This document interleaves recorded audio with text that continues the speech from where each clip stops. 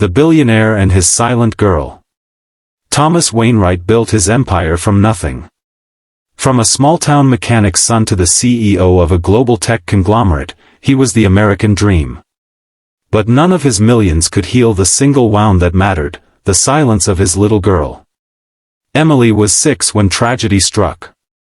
Her mother, Laura, had been driving home from Emily's dance recital when a drunk driver ran a red light. Emily was in the back seat. She survived. Her mother didn't. When Thomas arrived at the hospital that night, covered in rain and blood from holding his wife's broken body, he found Emily sitting quietly on a hospital bed, her little hands trembling.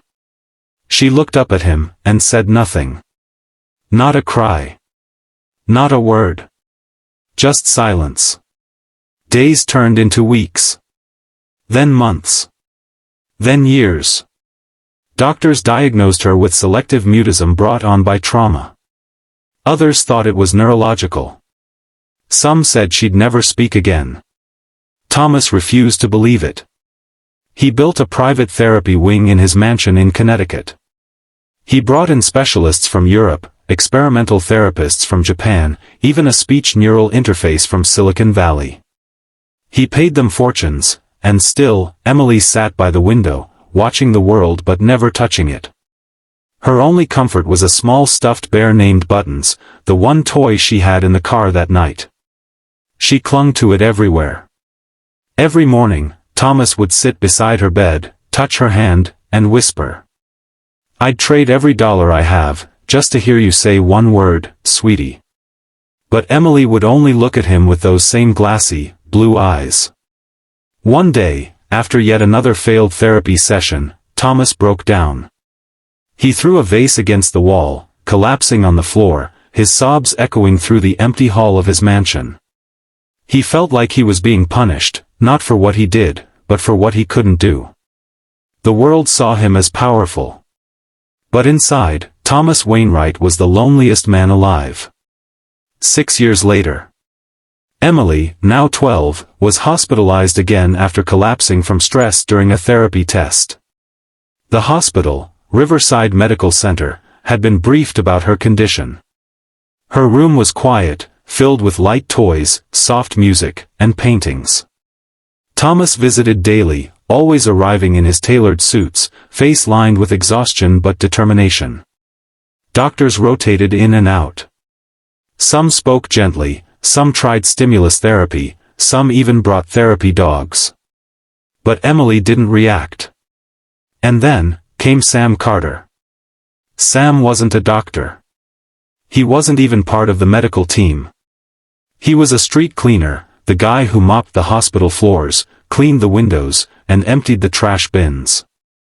He was in his early 40s, thin, with tired brown eyes and a calm, quiet face. He always hummed while he worked, soft country tunes that echoed down the sterile corridors. Most people ignored him. But Emily didn't. One morning, as Sam mopped the hallway near her room, he saw her small face pressed against the glass. She was watching him. He smiled, a small, kind smile, and waved. To his surprise, she lifted her hand, just a little, and waved back. Sam chuckled. "Well, look at that," he whispered. "Guess someone noticed old Sam today." He didn't know he was being watched. From a corner of the hall, Thomas stood frozen, seeing something no doctor had managed in years, his daughter's eyes reacting. Over the next week, Sam kept passing by Emily's room. He'd make funny faces through the glass, draw smiley faces with his mop handle on the floor's wet streaks, or blow little bubbles from his cleaning bucket to make her giggle. The nurses told him not to distract the patient. But Thomas told them to let it happen. For the first time in years, Emily's eyes had light in them. One afternoon, Thomas found Sam in the janitor's closet. "Mr. Carter, right?" Thomas said. Yes, sir. Sorry if I overstepped." "No," Thomas interrupted softly. "You did more in a week than anyone's done in 6 years." Sam smiled awkwardly. "Sometimes, sir, People just need to see someone who's not wearing a white coat. Those words hit Thomas harder than any doctor's report. So he let Sam visit Emily's room. Every day, Sam would sit on the floor beside her bed and tell stories, about growing up in the countryside, about his dog Max, about how he once tried to fix a toaster and blew a fuse. Emily never spoke, but she listened. And then, one morning, she did something no one expected. She laughed. A small, broken laugh, like the first crack in a frozen lake.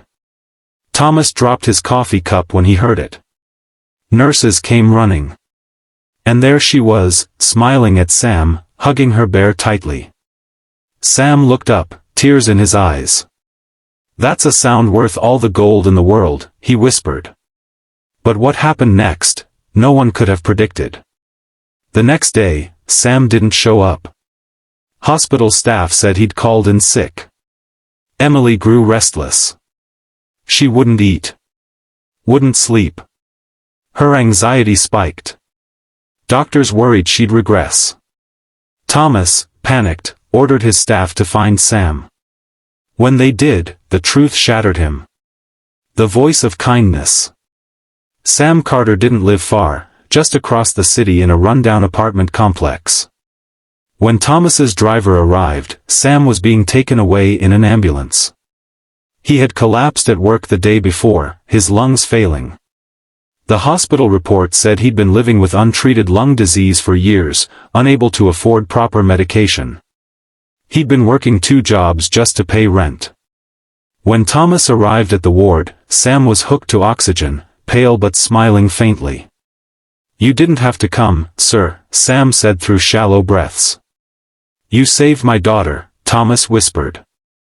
"Why didn't you tell anyone you were sick?" "Didn't think it mattered," Sam smiled weakly. "I'm just a janitor."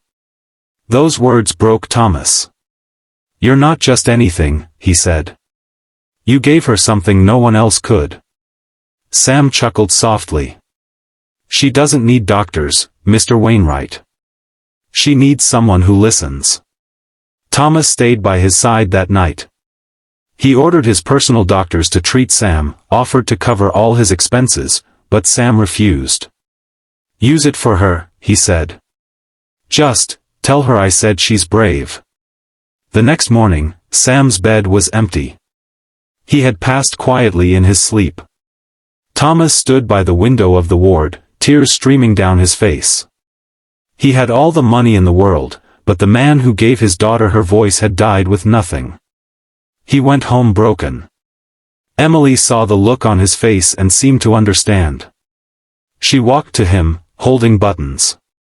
Then, in a voice soft as a whisper, she said her first words in 6 years. "Daddy, where's Sam?" Thomas froze. His hands trembled. Tears burst forth as he fell to his knees, hugging her tight. He's with Mommy now, sweetheart." Emily smiled faintly. "Can I see him again someday?" Thomas nodded through tears. "Yes, baby. You will." That night, Thomas didn't sleep.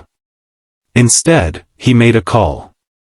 2 months later, the hospital held a ceremony. A new wing was unveiled, the Sam Carter Center for Healing Through Compassion, a place where trauma therapy was led not just by doctors, but by artists, storytellers, and everyday people who understood kindness. And right beside the plaque with Sam's name was a small glass box, containing a single mop handle, shaped into a heart, and a stuffed bear named Button sitting proudly beside it. Emily spoke publicly for the first time, her voice shaky but steady. "Sam made me laugh when no one else could. He made me feel safe. And he made Daddy remember what love sounds like." The crowd cried. So did Thomas.